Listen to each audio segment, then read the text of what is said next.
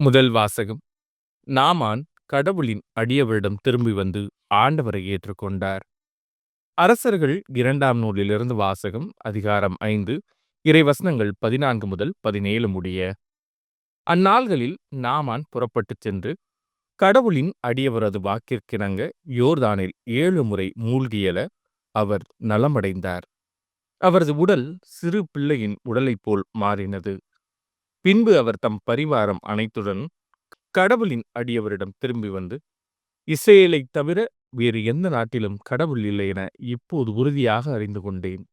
இதோ அடியான், எனது அன்பளிப்பை ஏற்றுக்கொள்ளும் என்றார். அதற்கு எலிசா, நான் பணியும் வாழும் ஆண்டவர் மேல் ஆணை, நான் எதையும் ஏற்றுக்கொள்ளேன் என்றார். நாமான் எவ்வளவோ வற்புறுத்தியும் அவர் ஏற்றுக்கொள்ளவில்லை. அப்பொழுது நாமான் அவரை நோக்கி, சரி, அப்படியே ஆகட்டும்.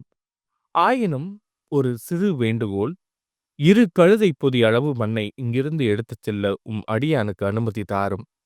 இனிமேல் அடியானாகிய நான் ஆண்டவரைத் தவிர வேறு தெய்வங்களுக்கு எரிபலியோ வேறு பலியோ ஒருபோதும் செலுத்த மாட்டேன் என்றார். இது ஆண்டவரின் அருள்வாக்கு. இறைவா, உமக்கு நன்றி. பதிலுரை பாடல். ஆண்டவர் தம் மீட்பை மக்களினத்தார் காண வெளிப்படுத்தினார். ஆண்டவருக்கு புதியதொரு பாடல் பாடுங்கள், ஏனெனில் அவர் வியத்தகு செயல்கள் புரிந்துள்ளார். அவருடைய வழக்கரமும் புனிதமிகு புயமும் அவருக்கு வெற்றியை அளித்துள்ளன. ஆண்டவர் தம் மீட்பை மக்களினத்தார் காண வெளிப்படுத்தினார். ஆண்டவர் தம் மீட்பை அறிவித்தார். பிற இனத்தார் கண்முன்னே தம் நீதியை வெளிப்படுத்தினார். இஸ்ரேல் வீட்டாருக்கு வாக்களிக்கப்பட்ட தமது பேரன்பையும் உறுதிமொழியும் அவர் நினைவு கூர்ந்தார். ஆண்டவர் தம் மீட்பை மக்களினத்தார் காண வெளிப்படுத்தினார். உலகெங்கும் உள்ள அனைவரும் நம் கடவுள் அருளிய விடுதலையை கண்டனர். உலகெங்கும் வாழ்வோரே, அனைவரும் ஆண்டவரை ஆர்ப்பரித்து பாடுங்கள். மகிழ்ச்சியுடன் ஆர்ப்பரித்து புகழ்ந்தேத்துங்கள்.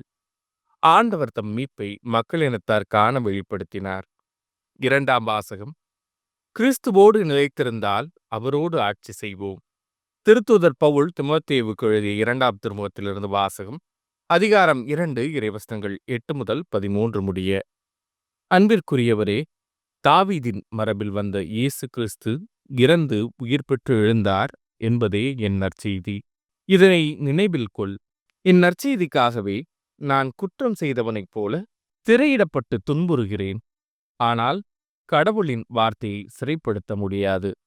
தேர்ந்து கொள்ளப்பட்டவர்கள் மீட்பையும் அதனோடு இணைந்த என்றுமுள்ள மாட்சியையும் கிறிஸ்து இயேசு வழியாக அடையுமாறு அனைத்தையும் பொறுத்துக் கொள்கிறேன்.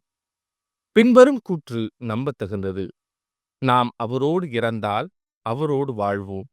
அவரோடு நிலைத்திருந்தால் அவரோடு ஆட்சி செய்வோம். நாம் அவரை மறுதலித்தால் அவர் நம்மை மறுதலிப்பார். நாம் நம்பத்தகாதவராயினும் அவர் நம்பத்தகுந்தவர். ஏனெனில் தம்மையே மறுதலிக்க அவரால் இயலாது.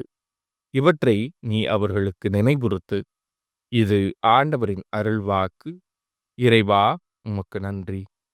நற்செய்திக்கு முன் வாழ்த்தொலி. அல்லேலூயா, அல்லேலூயா. எல்லா சூழ்நிலையிலும் நன்றி கூறுங்கள்.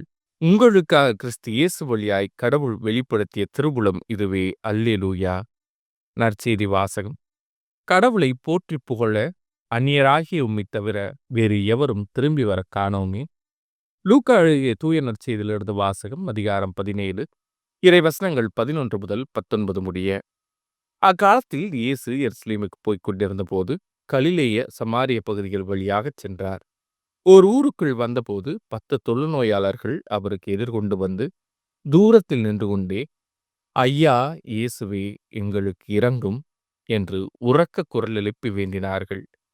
அவர் அவர்களை பார்த்து, நீங்கள் போய் உங்களை குருக்களிடம் காண்பியுங்கள் என்றார். அவ்வாறே அவர்கள் புறப்பட்டு போகும்போது அவர்கள் நோய் நீங்கிற்று. அவர்களுள் ஒருவர் தம் பிணி தீர்ந்திருப்பதைக் கண்டு உரத்த குரலில் கடவுளை போற்றி புகழ்ந்து கொண்டே இயேசுவிடம் திரும்பி வந்தார். அவருடைய காலில் முகங்குப்புற விழுந்து அவருக்கு நன்றி செலுத்தினார். அவரோ ஒரு சமாரியர். இயேசு அவரை பார்த்து, 10 பேர்களின் நோயும் நீங்கவில்லையா? மற்ற 9 பேர் எங்கே?